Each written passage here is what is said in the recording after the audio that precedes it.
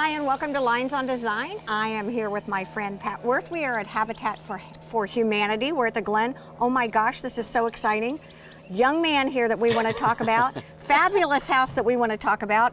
Which do we talk about first Let's here? talk about the young man do. we want All to right. talk about. Where is that young man? Yeah, exactly. This is David Nepshield, who is our new construction manager. Nice to meet Been here you. about a month and is just setting the place on fire. Well, Figuratively, I hope, not exactly. literally. Yes. Tell me a little bit about your role. My role is construction manager. I was hired a little over a month ago. Yep. And moved down from Connecticut. Okay. I had previously operated and owned my own business as a general contractor for about 15, 20 years. And decided that I would follow my friend's footsteps and move down to Bluffton and Hilton Head. And here I am.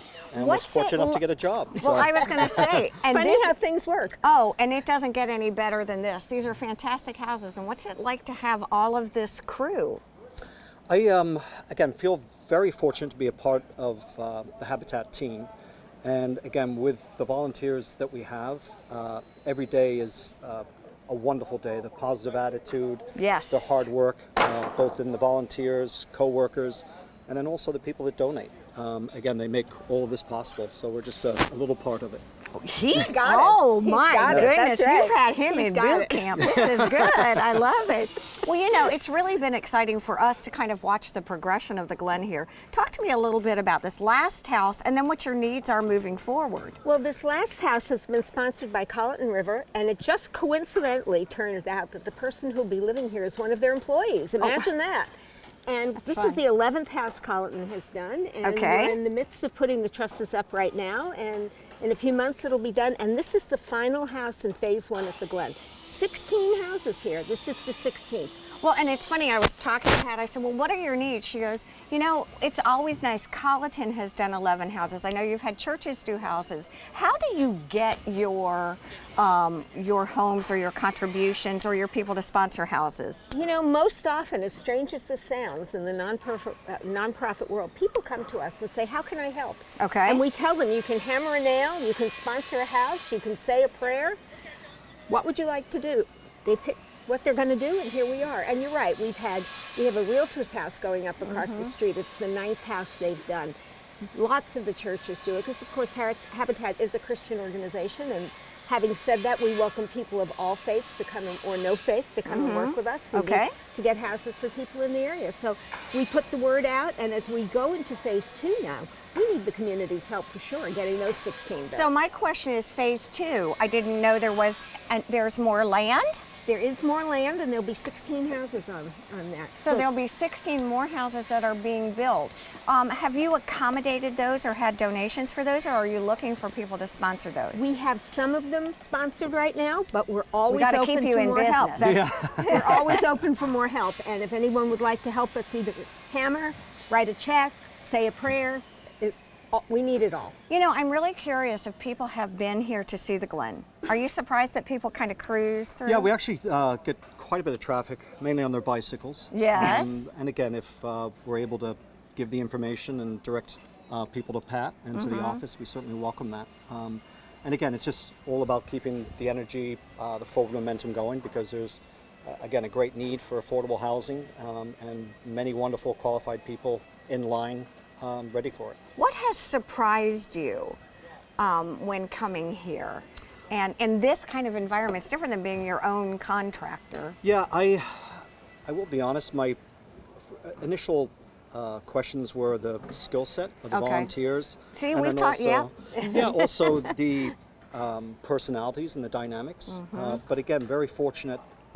Most of the volunteers have worked together easily 8-10 years. Okay. They all have their strengths. Again, with the my co-workers that we have, we look at their assessments and place them in their best skill sets in the best groups where they're productive. That's why we're doing what we're doing, That's right? right. Yeah, productive Exactly. and, yeah, Exactly. productive, and then also too, just you know, it is volunteer work, so you want to enjoy it. Okay. And again, we seem to have a wonderful combination of the enjoyment and then the productivity. Yes. I've always wondered this. Do you put together sort of a timeline of how long you think it will take to complete each home? Both of you? Yeah, in general, it takes us 4 months. Okay. That depends on weather, holidays. Heat is a big factor as we go into the summer months. Well, you told me this was as warm as it was going to get. I did not tell you. I did not tell you. I did not tell you that, exactly. So where are you? Talk to me a little bit about this house. 2-bedroom, 3-bedroom, 4-bedroom?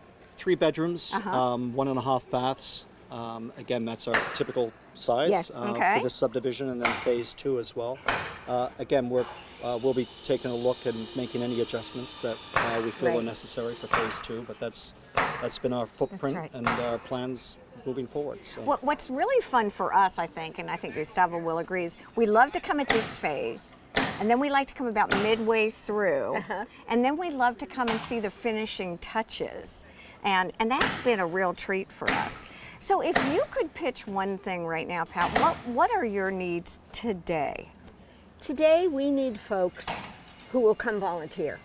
Help us with hammering, help us with serving on a committee, help Okay. us working at the Restore. We've been at the Restore and talked about that. We always need volunteers at the Restore. We need that. We also need folks who will think of us when they're thinking about who they'd like to support financially. Okay. Would they like to buy a couple of windows? Would they like to buy a whole house? Would they like to provide the money for the front door? Or the those flooring, kind of or things. the flo- painting, or anything, whatever. Anything. Okay. We need it all. Look around your house. We need everything that's in your house. Have you gotten to go to the Restore yet? I have. Have you really? Yes, Good yeah. for you. I have a young woman who has just moved here from Ohio. She furnished her whole house. From the Restore? You would die. I love it. I swear I'm going to have her on Lynes on Design. It's the cutest thing I've ever seen. Oh, that's So, I wonderful. mean, there's something for everyone. I'm impressed that you've been there. I again. I get around, Yeah. right? First and foremost, I have friends that are building houses, so they look to the Restore for, again, a major resource for Right. affordable fixtures, for building materials, furniture, and again, more importantly, spending the money there. We're knowing that dollar Supporting gets what spent, you're doing. Yeah, It gets makes a spent here lot of building. sense. It all comes right here, and it's critical to us, the success of the Restore. Well, I have to say, as always, it is such a treat to see you, and it's a pleasure to meet you. Thank Hopefully, you. we'll be talking again. Once again, from Lynes on Design, thank you so much. Stay with us. There's more.